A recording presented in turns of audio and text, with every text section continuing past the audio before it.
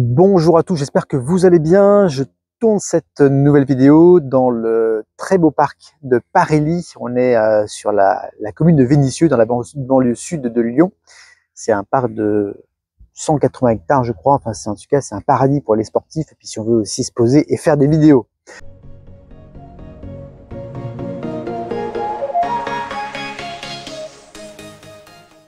Alors, je fais cette vidéo pour faire, voilà, c'est un petit point sur le marché immobilier dans le cadre de cette prochaine rentrée 2024. On est aujourd'hui le 31 août 2024 et on est sur un marché immobilier qui est cyclique et je pense qu'il est important de refaire un petit point sur ce marché. Alors, juste un point, donc Vénissieux, c'est la commune dans laquelle j'opère. Hein, je suis conseiller immobilier à Vénissieux et c'est aussi une commune où j'habite. Hein, donc, je connais parfaitement ce secteur et je vais vous parler de la dynamique du marché dans cette commune-là. Donc on est en banlieue de Lyon, ville dynamique avec des étudiants, des emplois, donc ça bouge pas mal. Et les personnes qui achètent à Vénissieux, ce sont des personnes qui ont un budget grosso modo entre 140 000 euros et 250 000 euros grosso modo, et ils n'ont pas le budget pour acheter un appartement à 300 ou 400 000 euros à Lyon, donc ils viennent acheter sur la première couronne lyonnaise, dont Vénissieux. Alors le marché immobilier 2023. Je reviens rapidement là-dessus. 2023, année très compliquée avec une baisse du nombre de transactions importante et aussi un début de baisse de prix. Pourquoi? Parce que les acheteurs qui perdent en capacité d'emprunt, forcément, les taux ont beaucoup monté, je vous le rappelle.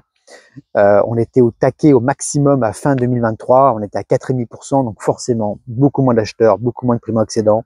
Les investisseurs qu'on n'a quasiment plus vus. Et donc, la conséquence de ça, c'est quoi? C'est la baisse des prix et aussi la baisse du nombre de transactions puisque vendeurs et acquéreurs n'ont plus réussi à se mettre d'accord, des vendeurs qui n'arrivaient pas, enfin qui ne comprenaient pas le fait qu'ils devaient baisser leur prix pour vendre. Voilà. Donc c'est uniquement les ventes forcées, les ventes contraintes, les vendeurs contraints qui ont vendu en 2023. En 2024, alors on est à peu près sur la même dynamique. Pour moi, c'est une année d'atterrissage, c'est-à-dire qu'on a de nouveau une baisse du nombre de transactions. Donc, on va perdre environ 10% de transactions cette année. On parle de 800 000 transactions en cette fin d'année, ce qui est encore une baisse importante. Et là, on va atteindre des niveaux de transactions qu'on a eu en 2015-2016. Donc là, c'est voilà, c'est quand même une chute assez drastique. Depuis 2021, on est passé de 1,2 million à 800 000. Je vous laisse faire le calcul. C'est évidemment une baisse que subissent de plein fouet les agences immobilières, les conseillers IMO. C'est voilà, ça peut devenir assez compliqué pour eux. Donc, baisse du nombre de transacts, et puis c'est la baisse des prix. La baisse des prix qui est marquée cette année. Alors, tout dépend le type de bien. C'est ça qui est un petit peu particulier. Aujourd'hui, les biens avec des travaux, bah, évidemment, les coûts des travaux sont importants encore. Donc, on a des acheteurs qui négocient ce type de bien. Les passoires thermiques subissent de fortes négociations, évidemment, ça c'est clair.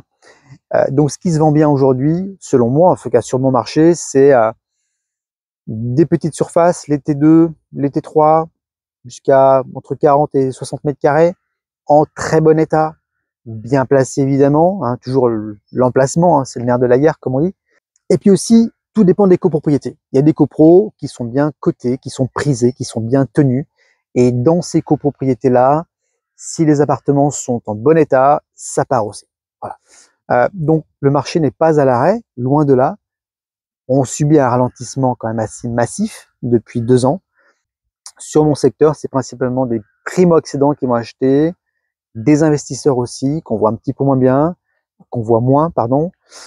Et on a aussi des seniors, des personnes qui revendent leur maison pour revenir en appartement par exemple, et des personnes aussi qui refont leur vie hein, suite à des séparations notamment, qui ont besoin de se reloger, hein, qui partent d'une maison pour repartir en appartement. Donc voilà un petit peu la configuration des personnes qui achètent sur mon secteur.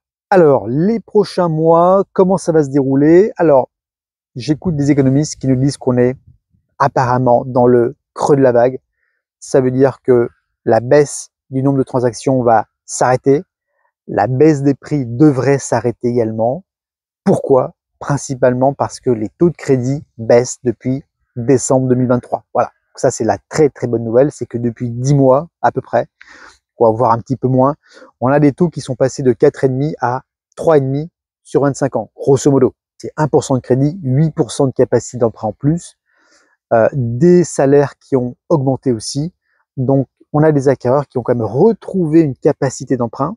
On a des vendeurs qui ont compris cette fois-ci que c'était bel et bien terminé et qui devront s'adapter à la demande des acheteurs, d'autant plus que on a quand même beaucoup de biens sur le marché. Alors peut-être un petit peu moins maintenant, on a quand même une concurrence qui est importante, donc forcément on est toujours sur ce fameux équilibre offre-demande, et le jour où la demande va augmenter, l'offre va peut-être se stabiliser aussi, ben forcément les prix, qu'est-ce qu'ils vont faire? Ils vont repartir à la hausse. Donc bon, on n'en est pas là. Je pense que la fin d'année risque d'être encore assez terne. Enfin, j'espère pas, mais bon, il va pas y avoir de révolution d'ici la fin d'année.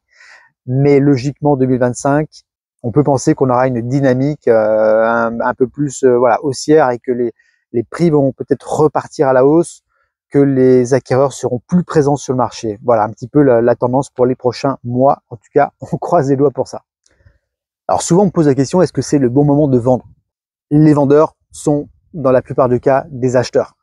D'accord? Donc, les vendeurs vont devenir des acheteurs. Donc, est-ce que c'est le bon moment de vendre? J'ai envie de dire, est-ce que c'est aussi le bon moment d'acheter finalement? Une médaille à deux faces, comme on dit, il y a toujours un équilibre à trouver entre vendeurs et acheteurs. En 2021, c'était, on va dire, le moment facile pour les vendeurs de vendre. C'était un moment plus compliqué pour les acheteurs d'acheter, en 2021 par exemple. Et en 2024, c'est un moment qui est plus compliqué pour les vendeurs, voilà, de trouver un acheteur. Et puis les acheteurs, eux, au contraire, ils ont le choix, ils peuvent se positionner, prendre le temps, donc c'est pour eux un moment plus facile. Mais donc voilà, donc pour moi, je pense qu'il faut simplement prendre du recul par rapport à ces événements économiques, par rapport à ces cycles. Le bon moment de vendre, c'est quand votre projet il est mûr, quand vous en avez marre finalement de vivre dans un petit appartement et que vous voulez un appartement plus grand, que vous voulez un extérieur. Et c'est le moment d'acheter quand vous en avez marre, par exemple, de payer un loyer ou de vivre chez vos parents. Donc pour moi, voilà, il n'y a pas de bon moment de vendre ou d'acheter.